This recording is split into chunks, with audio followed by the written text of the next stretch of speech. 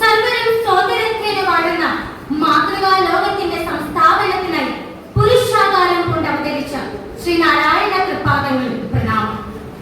PG അനുസ്മരണാർത്ഥം സംഘടിപ്പിച്ചിട്ടുള്ള പ്രസംഗ മത്സരത്തിൽ എന്നിൽ നിക്ഷിപ്തമായിരിക്കുന്ന വിഷയം ആചാര ലംഘനം, ആചാര പരിഷ്കരണം എന്നുള്ളതാണ്. നമ്മുടെ ദൈനംദിന ജീവിതത്തിൽ നമുക്ക് വളരെ സുപരിചിതമായ വാക്കാണ് ആചാരങ്ങൾ. നാം ഉറക്കമുണരുന്നത് മുതൽ ഉറങ്ങുന്നത് വരെ നിരവധി ആചാരങ്ങൾ നാം പാലിച്ചു പോരുന്നുണ്ട്.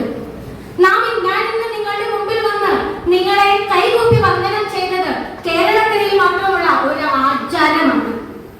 നമ്മുടെ ഇന്നത്തെ മാധ്യമങ്ങൾ എടുത്തു നോക്കിയാലും ആചാരങ്ങളെ കുറിച്ചുള്ള പലതരത്തിലുള്ള വിവാദങ്ങളെ നമുക്ക് കാണുവാൻ സാധിക്കും. ഒരു ജനസാമാന്യത്തെ മറ്റൊരു ജനസാമാന്യവുമായി വ്യത്യസ്തമാക്കുന്നത് അവരുടെ തനതായ ആചാരങ്ങളാണ്.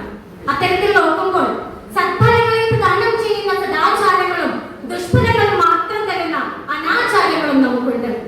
ഇന്ന് നമ്മുടെ നവമാധ്യമങ്ങളിലൂടെ നാം ഒന്ന് കണ്ണോടിക്കുമ്പോൾ അനാചാരങ്ങൾ മാത്രമുള്ളതാണോ കേരളക്കര എന്ന് നാം ചിന്തിച്ചു പോകുന്നു. നമുക്കറിയാം, ആചാരങ്ങൾ ധർമ്മത്തിൽ അധിഷ്ഠിതമായി ചിന്താ പദ്ധതിയോടുകൂടി ഒരു ജാതിയുടെയും അനാചാരത്തിന്റെയും ഒക്കെ മൂർധന്യ ദിശയിൽ നിന്നിരുന്ന കാലഘട്ടത്തിൽ നമ്മുടെ ഭൂരിപക്ഷം വരുന്ന ജനസമൂഹത്തിലേക്ക് അടിച്ചമർത്തപ്പെട്ട കാര്യങ്ങളായിരുന്നു അനാചാരങ്ങൾ. ശ്രീനാരായണ ഗുരുവിനെ പോലുള്ള നവോത്ഥാന നായകന്മാർ ഇതിനെ തിരിച്ചറിഞ്ഞുകൊണ്ട് ജനസമൂഹത്തിന് വേണ്ടാത്തത് വേണ്ട എന്ന് ഉറക്കെ പ്രഖ്യാപിച്ച് ഇതിനെയൊക്കെ തച്ചുടച്ചതിന്റെ ഫലമാണ് ആചാര പരിഷ്കരണം.